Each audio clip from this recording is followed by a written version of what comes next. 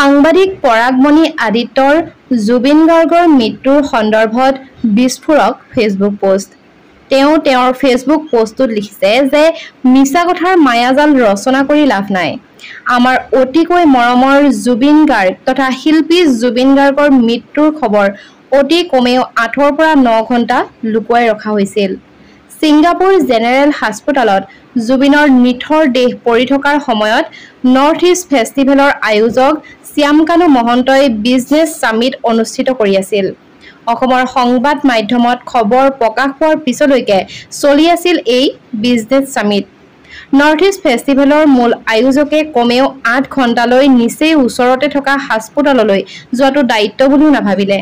অসমৰ সংবাদ মাধ্যমক বিয়লি প্ৰায় 3 বজালৈ বিশেষ একো হোৱা নাই ধৰণৰ এটা ধাৰণা এটা দি বিভ্ৰান্ত কৰি ৰাখিবলৈ চেষ্টা কৰিলে। জুবিনৰ মেনেজাৰ সিদ্ধাৰ্থ শৰ্মাই ঘটনাৰ বিষয়ে গুৱাহাটীৰ 2-এজনক অৱগত কৰিছিল যদিও সকলোকে মুখ বন্ধ কৰি ৰাখিবলৈ কৈ থৈছিল।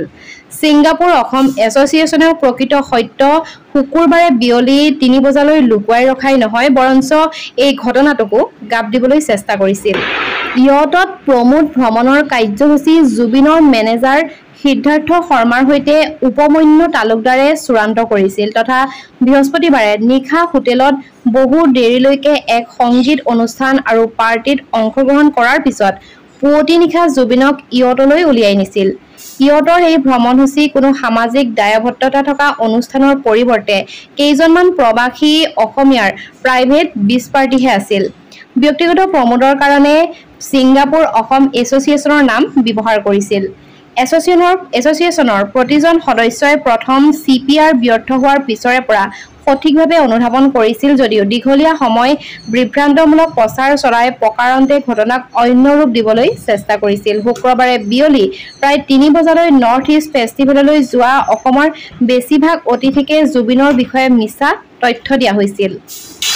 এই অভিযোগসমূহ যিহেতু অতিকৈ স্পৰ্শকাতৰ সেয়েহে ইয়াৰ পূৰ্ণ পৰ্যায়ৰ তদন্ত হোৱাৰ লগতে 3টা পক্ষক নৰ্থ ইষ্ট ফেষ্টিভেলৰ আয়োজক অসম এছ'চিয়েশ্যন ছিংগাপুৰৰ নিৰ্দিষ্ট সেই লোক কেইজন আৰু জুবিনৰ মেনেজাৰ সিদ্ধাৰ্থ শৰ্মাকে ধৰি সংগী কেইজনক অধিক বিভ্ৰান্ত সৃষ্টি কৰিব নোৱাৰাকে বিচাৰৰ আওতলৈ অনাৰ প্ৰয়োজনীয়তা আছে বুলি অনুভৱ কৰিছো।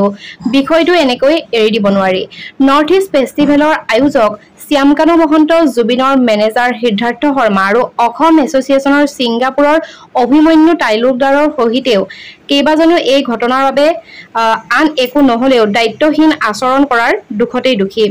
অসমীয়া মানুহৰ স্পন্দন স্বৰূপ জুবিনৰ নিদ্ৰা, জিৰণি, সুৰক্ষামূলক উপকৰণ সময় নিদি এনে পৰিস্থিতিলৈ ঠেলি দিলে যেন লাগিছে। গুৱাহাটীৰ সংবাদ মাধ্যমে প্ৰথম খবৰ পাওঁতেই নেতিবাচক বুলিয়ে শুনিছিল। আনৰ দৰে ময়ো আয়োজক আৰু আন কেইবাজনলৈ ফোন কৰিছিলো। অন্তিমবাৰ ফোন কৰাৰ আগতেই এই শোকাবহ মৃত্যুৰ খবৰ নিশ্চিত হৈছিল যদিও আমাক মহন্ত আৰু অন্যান্য কেইবাজনেও জুবিন ঠিকেই আছে বুলিহে বুজাবলৈ চেষ্টা কৰিছিল। আৰু এই পোষ্টটি ফেচবুকত প্ৰচাৰ কৰাৰ পাছতে এতিয়া সমগ্ৰ ছ'চিয়েল মিডিয়াতে খুবেই খলকনিৰ সৃষ্টি কৰিছে।